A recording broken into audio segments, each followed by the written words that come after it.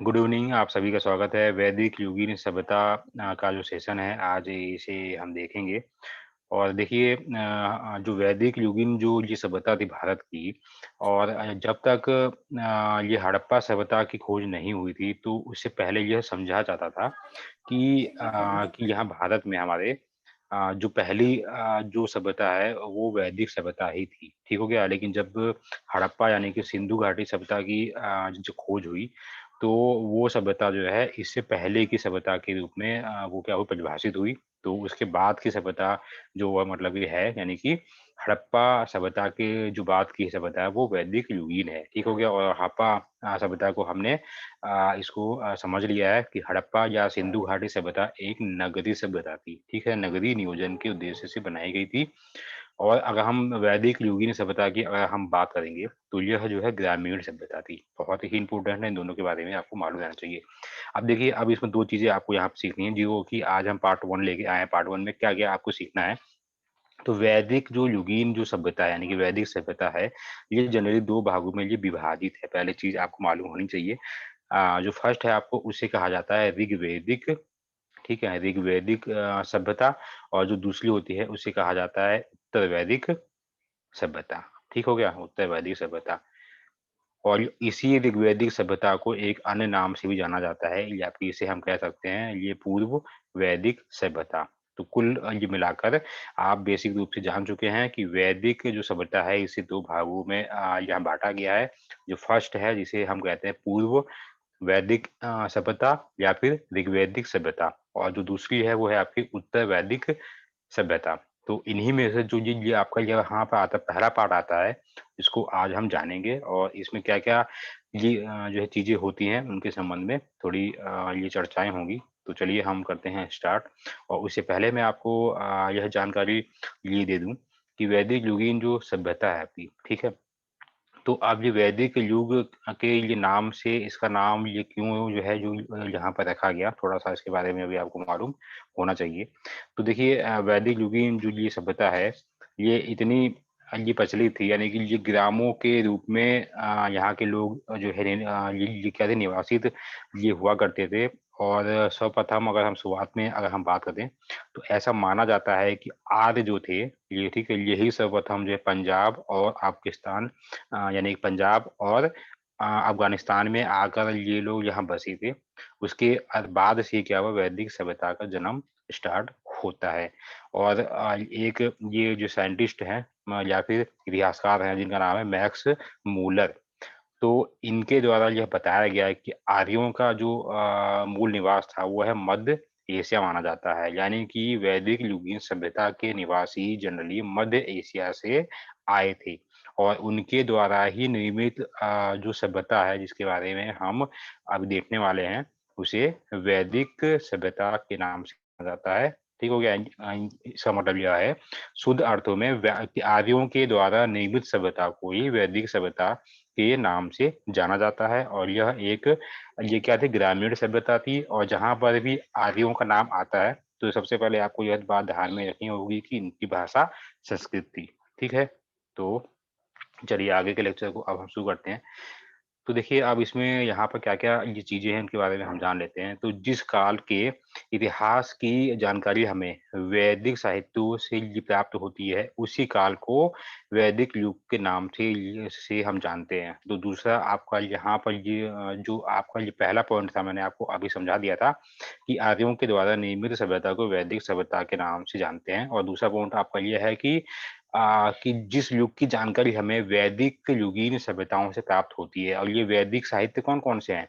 ये वैदिक साहित्य आपके यही वेद, उपनिषद, ब्राह्मण ग्रंथ, ये सभी हैं। तो इन सभी से हमें जिस काल की बात हमें ये मूलभूत रूप से जिस समय की बात हमें मालूम होती है, उसे वैदिक युग के अंतर्गत में रखा जाता है। ठीक है? और देखिए, वैदिक युग के जो ये निर्माता थे, वो आर्य लोग थे। ठीक है? और आर्य जो है, संस्कृत ये भाषा का यह जो है जो शब्द है, और इसकी मीनिंग होती है श्रेष्ठ या कुलीन और अभिजात। ठीक है? तो ये सब नाम मतलब के हैं, और ये चीज़ें आपको ध्यान में रखनी है। तो इस युग के इतिहास की जानकारी के मुख्य जो स्रोत हैं, वो वैदिक साहित्य ही है। इम्पोर्टेंट है ये।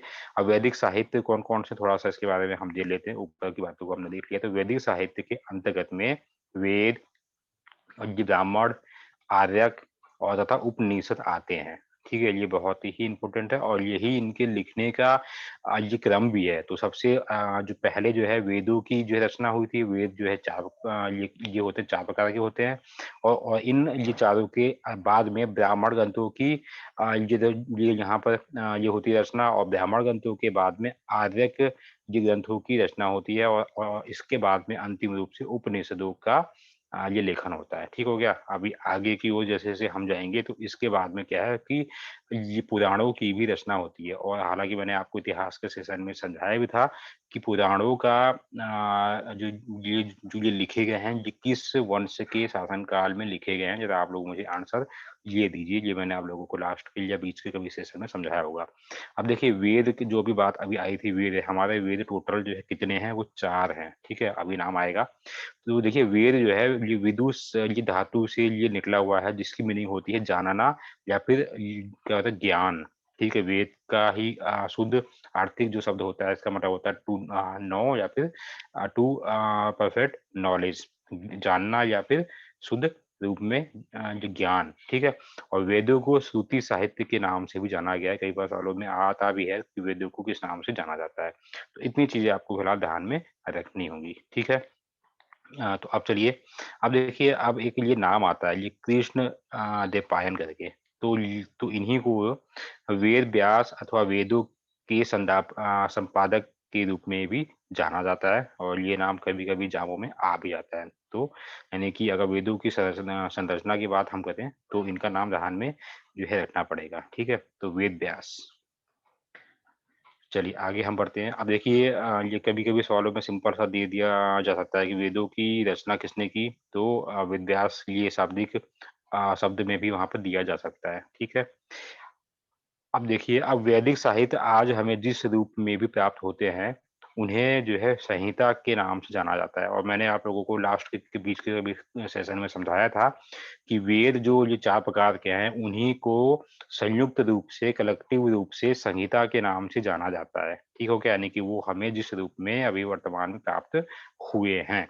ठीक है? और फिर अगला है कि वेदों को इस नाम से भी जाना जाता है। जो वेद हैं, तो इनको अपौरुषेय के नाम से भी जाना जाता है। यह सवाल कई बार आ चुका है, तो इसलिए ध्यान में आपको रखना पड़ेगा। तो अपौरुषेय का मतलब क्या होता है? इसका मतलब होता है कि इसकी रचना किसी विशेष या फिर इसकी रचना ये किसी ये विशेष के द्वारा नहीं, बल्कि ईश्वर के द्वारा हुई है। ये किसकी रचना? ये वेदों की बात हो रही है, जिसे अपौरुष के नाम से भी जाना जाता है। इतनी चीज़ें आपके समझ में आ गई होंगी। अब देखिए आगे हम अब बढ़ेंगे। तो अब देखिए अब ये वैदिक ऋषि और ये इसका मतलब कि वैदिक समय के जो भी वो थे ऋषि और मुनि जब ध्यानमग्न अवस्था में होते थे, तो उनके तो क्या होता था कि अक्सर वे ईश्वरीय संदेश को प्राप्त वो लोग करते थे, और उन्हीं संदेशों का संकलन जो है वो वेदों में वर्णित है। तो इसीलिए ये वेदों को अपौरुषेय के रूप में जाना जाता है, यानी कि इसकी रचना किसी आम आदमी की नहीं, बल्कि ईश्वर के द्वारा हुई है। तो यानी कि वेद जो है प्रायः ये पदों में लिखे गए हैं। ठीक है? लेकिन सिर्फ़ एक वेद ऐसा है जो कि गद्य और पद में लिखे गए हैं, ये सवाल आता है, तो वो है यजुर्वेद। ठीक है? तो इतनी चीज़ें आपको मालूम हो चुकी होंगी। अब चलते हैं आगे की ओर बढ़ेंगे कि अगला इसमें कौन-कौन से आते हैं आपके पॉइंट। देखिए अगला इसमें आता है जो अभी देखिए अभी ये मैंने आपको समझाया था कि वेद और ब्रह्मा ग्रंथ और आर्यक और अंत में उपनिषदों की रचना हुई। तो ये सीरीज़ है, और इस सीरीज़ को भी आपको हमेशा ध्यान में रखना पड़ेगा, ठीक है? अब देखते हैं कि अब ये वेदों का तो ये मतलब कि हमने ये लमसम देख लिया कि वेद हैं क्या और इसमें क्या-क्या चीज़ें होती हैं। अब वेद ये 4 प्रकार के होते हैं, आप सभी लोग यहाँ मतलब जानते हैं।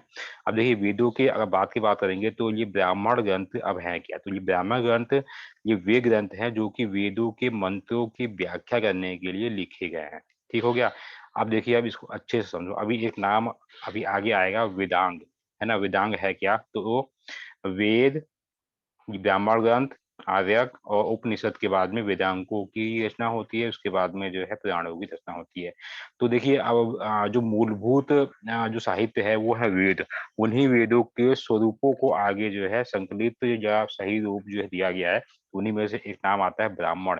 शुद्ध रूप में इसको हम कहते हैं ब्राह्मण कहते हैं, यानी कि जो भी वेदों में मंत्र जो लिखे गए हैं उन मंत्रों की सही रूप से व्याख्या करने के लिए ब्राह्मण ग्रंथों की रचना होती है। ये इंपॉर्टेंट लाइन है, ठीक है।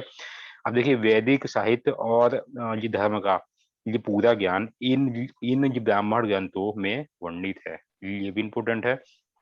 तो इसमें जो है वैदिक मंत्रों की ये जो व्याख्या अथवा उनके अभिप्राय यानी कि ये मीनिंग को यहाँ पर ब्राह्मण ग्रंथों में सही रूप से यहाँ पर उनका जो है संकलन ये दिया गया है। इसलिए प्रत्येक वेद के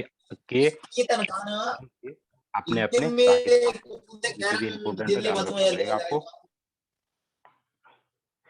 तो अब देखिए ठीक है, तो अब देखिए जितने भी वेद हैं उन सभी के अपने-अपने ये ब्राह्मण साहित्य भी हैं, यानी कि उन सभी के ब्राह्मण ग्रंथों की रचना हुई है। ठीक हो गया?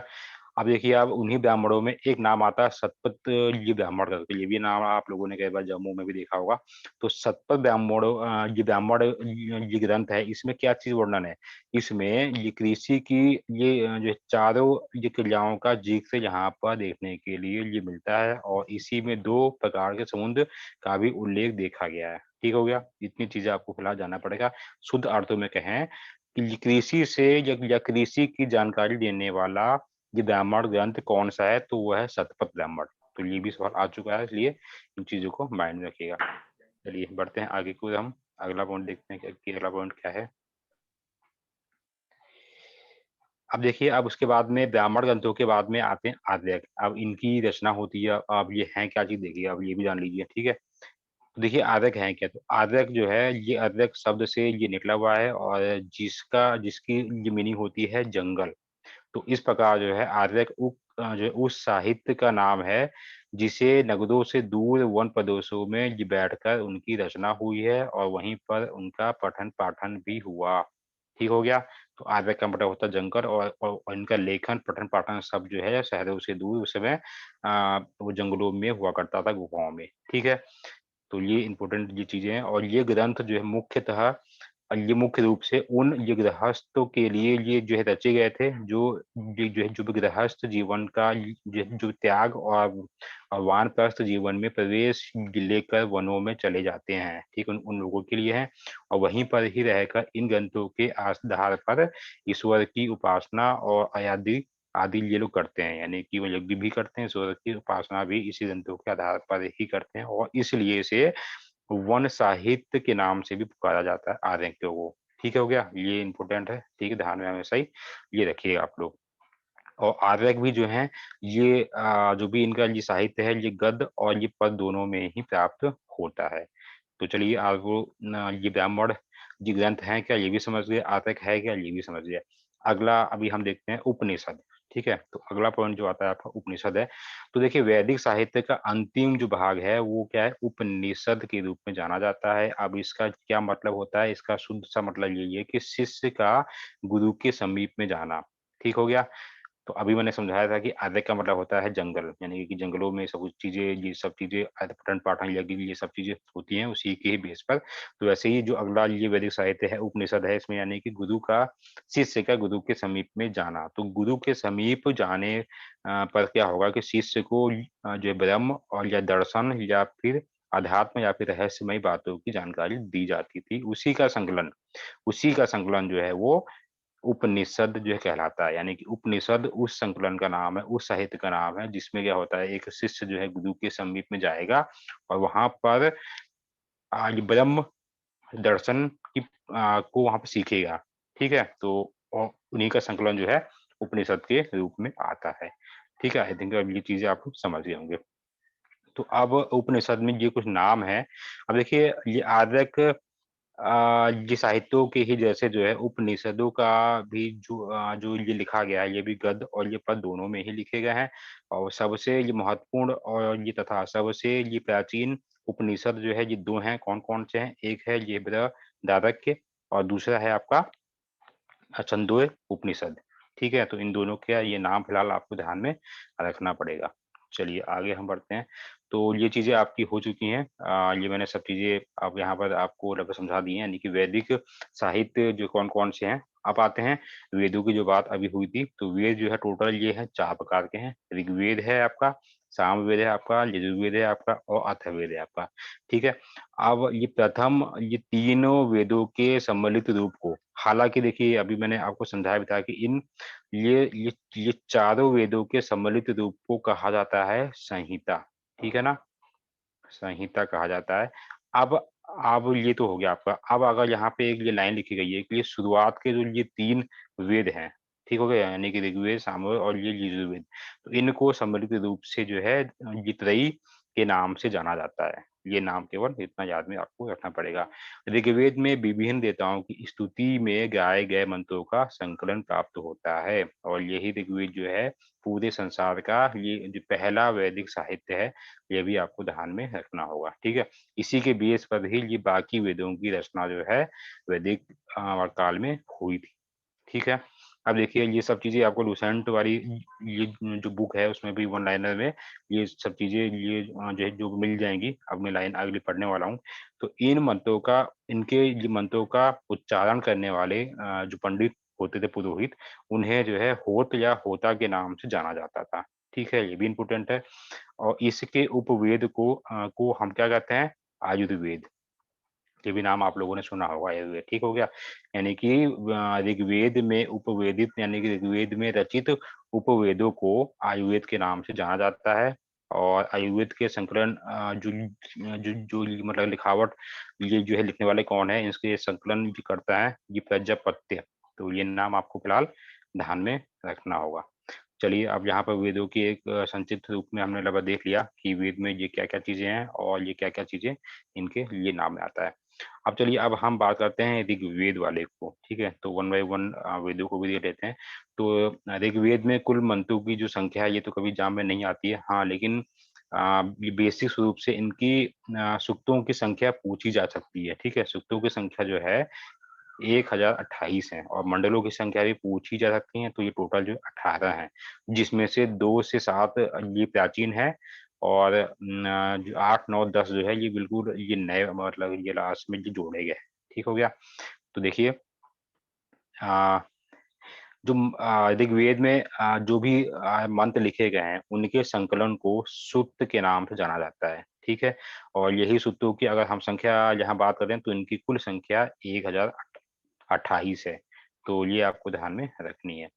चलिए जो चीज़ आपको मैं समझा रहा हूँ फिलहाल ये तो आपको ये सब चीज़ इम्पोर्टेंट है, ध्यान में रखना है। अब देखिए ऋग्वेद का ये विभाजन जो है 2 स्वरूपों में होता है, ठीक है? एक होता है ये मंडल के रूप में और दूसरा होता है अष्टक के रूप में। और ये प्रत्येक जो अष्टक है फिर इसमें टोटल जो है 8 अध्याय हैं और जबकि जो ये पहला वाला था तो इसमें कुल मंडलों की संख्या कितनी है? टोटल ये 10 है, ठीक है? अब देखिए 2 से 7 अब ये मंडलों को भी थोड़ा-सा हम देख लेते हैं।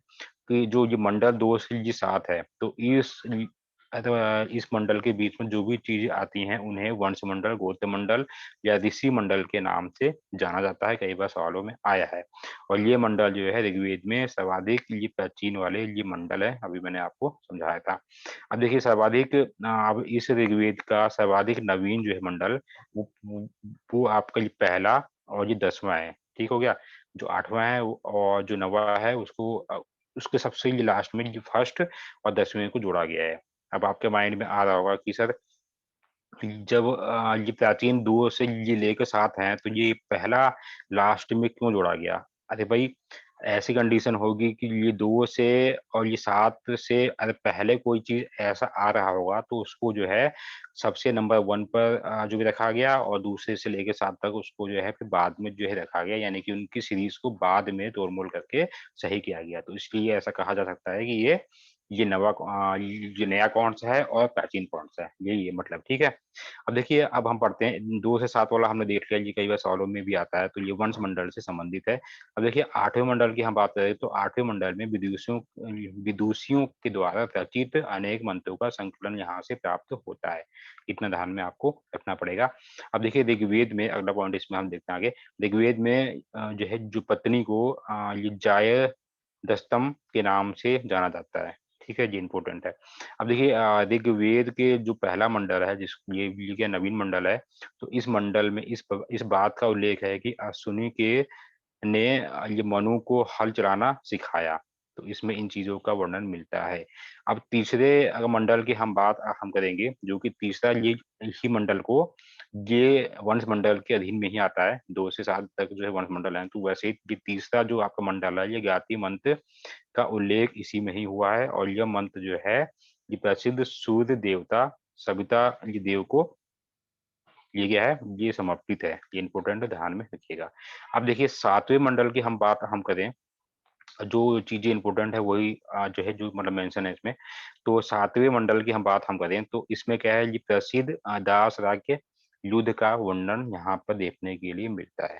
ठीक है? तो ये 7वें को ध्यान में यहाँ पर रखना पड़ेगा। अब चलिए 9वें में हम देखते हैं, तो ऋग्वेद के 9वें वाले मंडल में ही जो है ये कवि अंगिरस अ, के बारे में जानकारी प्राप्त होती है कि उनका जो है वाक्य जो है जो भी क्या-क्या है, मतलब कि 9वां जो मंडल है वो उनकी वाक्या से ये क्या है संबंधित है, ठीक है? जो कि हैं ये कवि अंगिरस। तो ये इम्पोर्टेंट है, फिलहाल इतना ध्यान में यहाँ पर आप लोगों को रखना पड़ेगा। और इसके अलावा क्या है कि ऋग्वेद के नवीन ये जो जो जो मंडल है, तो इसमें टोटल सूक्तों की संख्या 144 है और एक ये प्रसिद्ध सोम ये देवता को भी ये नवा मंडल क्या है, ये समर्पित है। यह भी कई बार सवालों में आ चुका है। अब देखिए 10वें मंडल की हम बात करेंगे तो ये आप सभी लोग जानते होंगे, तो इसमें क्या है, ये पुरुष सूक्त के बारे में जानकारी प्राप्त होती है। उसमें दर्शाया गया है कि पुरुष सूक्त में ये 4 वर्णों का ज़िक्र है। ठीक हो गया? हाँ, वो 4 वर्ण जो है कौन-कौन से हैं, ब्राह्मण, क्षत्रिय हैं, वैश्य हैं, शूद्र हैं। तो इनका ज़िक्र जो है ये ऋग्वेद के 10वें मंडल से प्राप्त होता है। ठीक है? तो ये मंडलों की भी जानकारी आपको वन बाय वन लगभग जो इम्पोर्टेंट है वो मैंने आपको दे दी है। अब चलिए इसके बाद में जो आता है नाम आता है सामवेद का, ठीक है? तो चारों वेदों में सामवेद जो है सबसे ये कम ऐतिहासिक मतलब कि है ऐतिहासिक महत्व जो है ये चारों में सबसे बिल्कुल लो है। इसलिए क्योंकि इसमें केवल क्या है कि गाए जाने वाले मंत्रों का संकलन है, बस इसके अलावा इसमें कुछ ज़्यादा ख़ास नहीं है। तो यानी कि ये केवल इम्पोर्टेंट है कि भारतीय शास्त्रीय संगीत की मूलभूत जो उदय हुआ है, वो इसी सामवेद से ही हुआ है। तो इसलिए ये ध्यान में ये रखिएगा और सामवेद का एक उपवेद भी है, जिसे गांधार वेद के नाम से जाना जाता है। ठीक हो गया? और इसको रचने वाले कौन है? मुनि नारद। तो इतनी चीज़ें फिलहाल इसमें ध्यान रखनी है। ठीक है? तो अगला नाम आता है यजुर्वेद का। तो अगला जो ये वेद है, यजुर्वेद है, ठीक है? और इसकी मीनिंग होती है यज्ञ, ये नाम से ही य लिखा हुआ है। इसका मतलब है कि यज्ञ संबंधी क्या है? ज्ञान, ठीक है? अब चलिए इसके बारे में हम जान लेते हैं। तो देखिए कि हमें जिस वेद से यानी कि यज्ञ संबंधी की जानकारी हमें जिस वेद से प्राप्त होती है, तो उसे जो है उसे यजुर्वेद के नाम से जाना जाता है और इसके पुरोहित को युग के नाम से जाना जाता है। ठीक हो गया? अभी जैसे कि हमने ऋग्वेद के बारे में देखा था, वहाँ पे क्या था कि ऋग्वेद के मंत्रों को पढ़ने वाले पंडितों को क्या कहा जाता था? पुरोहितों को होत या होता। तो उसी प्रकार से यजुर्वेद वाले में ये नाम ध्यान में रखना पड़ेगा। ठीक है? अब देखिए इसका भी एक जो है उपवेद है, जैसे अभी हमने ऊपर सामवेद का दिखाया था, इसका नाम है धनुर्वेद। ये सब चीज़ें आप लोगों ने ये नाम सुने होंगे, लेकिन ये किसका उपवेद है, ये थोड़ा-सा आपको माइंड में रखना पड़ेगा। विश्वामित्र इसके जो है संकलन करता है, रचता है, ठीक है? रचना इनके द्वारा हुई है। अब देखिए अब इसमें क्या-क्या चीज़ें होती हैं। अब यजुर्वेद में जो है ये क्या है, इसमें कह रहा है कि ये इसमें है चावल के ये 5 जो है जो किस्मों का ज़िक्र यहाँ से प्राप्त होता है, जिसे जो है महावीरी के नाम से जाना जाता है। बस इसमें इतना ही ध्यान में रखना पड़ेगा। चलिए, अगला जो आपका वेद है, अंतिम वेद है, इसे कहा जाता है अथर्ववेद। तो अब यह किससे संबंधित है? कई बार सवाल आता है। तो यह जादू, टोना और ये टोटका आदि से संबंधित है। ठीक हो गया? तो इन सब का वर्णन जिस ग्रंथ में प्राप्त होता है, वो क्या है कि अथर्ववेद के नाम से जाना जाता है। ये इम्पोर्टेंट है। ठीक है? और वास्तव में जो है इस वेद का जो संकलन जिसने भी किया था, उनका नाम है अथर्वा ऋषि। तो इन्हीं के ही नाम पर अथर्ववेद का ये नामकरण हुआ है, ठीक है? अथवा ऋषि का ध्यान में रखना पड़ेगा। चलिए, तो चलिए ये चीज़ें आपकी हो चुकी हैं और जो चीज़ें जिसमें इम्पोर्टेंट है, उन चीज़ों को मैं आपको समझा देता हूँ। अब देखिए अर्थवेद ही एक ऐसा वेद है जिसमें क्या है कि सभा और समिति जी नामक जो है प्रजापति की दो अ, इ ज 2 बेटियों के नाम से ये मतलब कि इनको जो है जाना जाता है। ठीक हो गया? अब ये प्रजापति ये किसे कहा गया है? ये प्रजापति जो है ये भोलेनाथ और ये भगवान को यहाँ कहा गया है। ठीक है? तो उनको ये कहा गया है कि इस वेद में सभा और जो ये समितियाँ हैं, ये भगवान की जो देन है। ठीक है? और ये चीज़ें आपको ध्यान में रखनी पड़ेगी और कई बार आता भी है कि सभा समिति का संबंध किस वेद से है। ठीक है? तो देखिए अब इसमें एक लाइन और इसमें आती है कि ये अर्थवेद में सभा को नदिष्टा संस्कार का ये प्राचीनतम उल्लेख जो है अर्थवेद में ही प्राप्त होता है और भारत का आदर्श वाक्य जो है राष्ट्रीय वाक्य जो है सत्यमेव जयते यानी कि सत्य की हमेशा जय हो, विजय हो। ये जो कहाँ से लिया गया है? मुंडकोपनिषद से लिया गया है और ये मुंडकोपनिषद जो है ये उपनिषद का ही एक ये पार्ट है। ठीक है? तो इतनी चीज़ें आई होप कि आपको समझ में आ गई होंगी। अब देखिए अब बात इनके बाद में वेदांगों की रचना होती है। ठीक हो गया? वेदांगों का मतलब है कि वेदों को समझने के लिए के लिए वेदांगों की रचना होती है, वेदांग साहित्यों की। ठीक है? तो ये बाकी चीज़ें मैंने आपको शुरुआत में ही यहाँ पर समझा दी हैं। अब इसके बाद में जो है अब ये वेदांग कौन-कौन से हैं? टोटल वेदांगों की संख्या जो है वो 6 है। ठीक है? तो पहले हम जान लेते हैं। वेदों को समुचित अध्ययन यानी कि वेदों के समुचित अध्ययन और उनके मीनिंग को समझने के लिए वेदांग साहित्य की रचना हुई है, जिसे वेदांग के नाम से जाना जाता है। ठीक है? वेदांग और ये वेदांत दोनों चीज़ें सेम नहीं है, अलग-अलग हैं। तो ये नाम में थोड़ा-सा ऑप्शन में देख लीजिएगा, ये कभी अगर दे दिया जाएगा। वेदांग भी लिखा होगा, वेदांत भी लिखा होगा। तो वेदांग जिसमें ये ग लिखा होगा, वो ये है जिसकी यहाँ पर चर्चा हो रही है। ठीक हो गया? अब देखिए अब ये जो वेद के लिए जो है ये क्या 6 अंग जो है जो भी बतलाए गए हैं, जिनको वेदांगों के नाम से जाना जाता है, तो ये समझने के लिए है। कौन-कौन से हैं? शिक्षा है और ये कल्प है, व्याकरण है, निरुक्त है, ये छंद है और ज्योतिष है। बहरहाल ये 6 के 6 नाम आपको याद में रहने चाहिए। ये क्या है? वेदों को समझने के लिए ये एक मतलब वेदों को अच्छे ढंग से समझने के लिए इनकी रचना हुई है कि जो मंत्र वहाँ पे जो भी लिखे गए हैं, वो सभी इन्हीं 6 के 6 रूपों में समझाया जाता है। ठीक हो गया? इतनी चीज़ें ध्यान में आप लोगों को रखनी पड़ेगी। चलिए आगे जो अगला इम्पोर्टेंट है, उन चीज़ों को हम देख लेते हैं। और अब देखिए, अब यहाँ पे हम ये बढ़ते हैं आगे की ओर। अभी तो हमने एक बेसिक स्वरूप ही जाना है वैदिक सभ्यता का। अब देखिए वैदिक युग को 2 भागों में बाँटा गया है जिसे हम कहते हैं फर्स्ट है ये आपका है ये पूर्व वैदिक काल, जिसे ऋग्वैदिक के नाम से भी जाना जाता है। इसका समयकाल जो है रखा जाता है 1500 से 1000 ईसा पूर्व और जो दूसरा है वो है आपका उत्तर वैदिक काल, तो इसका जो समयकाल ये रखा गया है ये 1000 से 600 ईसा पूर्व, ठीक है? इतनी चीज़ें ये इम्पोर्टेंट है। अब देखिए जो आपका ये है पूर्व वैदिक काल का जो इतिहास है इसकी जानकारी हमें इसकी संपूर्ण जानकारी हमें ऋग्वेद से ही प्राप्त होती है, इसलिए ये जो पहला वाला था ये जो है ये आपका है ये पूर्व वैदिक काल, इसे ऋग्वैदिक काल के नाम से भी जाना जाता है, ठीक है? सभी को समझ में आ गया होगा। आप देखते हैं कि अब ऋग्वैदिक ये काल है इसका भौगोलिक ये विस्तार कैसा है, उस समय के लोगों को का जीवन कैसा है, आर्थिक जीवन, राजनीतिक जीवन, बस अब इनकी ही चर्चा होनी है, फिर आपका ये वैदिक साहित्य का सेशन समाप्त हो जाएगा, ठीक है? तो ये बेसिक ये सब चीज़ें आपके माइंड में रहनी चाहिए। अब देखिए अब इसके भौगोलिक अगर विस्तार की अगर बात करेंगे, तो इतनी चीज़ें ये सब लिखी गई हैं, ठीक हो गया? तो तो इसके मैप को ही हम देख लेते हैं शॉर्ट में, उससे आपको याद में ये आ जाएगा, ठीक है? तो देखिए ऋग्वेद में हिमवंत ये नामक एक पर्वत की भी चर्चा प्राप्त होती है। ये हमारे उत्तराखंड में भी ये नाम आप लोगों ने सुना होगा, यानी कि हिमवंत के नाम से जो है उत्तराखंड जो एरिया है उसे हिमवंत के रूप में रखा गया है और इसका वर्णन हमें ऋग्वेद से प्राप्त होता है, ठीक है? और ये भारतीय इतिहास में भी ये नाम है वर्णित है, जो कि हमारे ये राज्य से संदर्भित है। अब देखते हैं कि आगे कि जिसकी ये पहचान जो है हिमालय पर्वत के रूप में स्थापित हुई है और इसकी एक जो ये चोटी का नाम है, ये जो है मुंजवंत, ठीक है? जहाँ से ऋग्वैदिक ये आर्य जो है सोम नामक वनस्पति ये प्राप्त ये करते थे और यही जो ये सोम था ये इनका ये प्रिय पदार्थ था, जो कि वनस्पतियों से ये बनाया जाता था। ये आपको लूसेंट में भी मिल जाएगा लिखने को, ठीक हो गया? तो ये सब चीज़ें यहीं से ली गई हैं। अब देखिए ऐसा माना जा सकता है कि देख वैदिक आर्यों की उत्तरी सीमा जो है वो हिमालय तक थी। उत्तरी सीमा की बात आ रही है तो ये हिमालय तक थी, यानी कि इनका ज़िक्र प्राप्त होता है।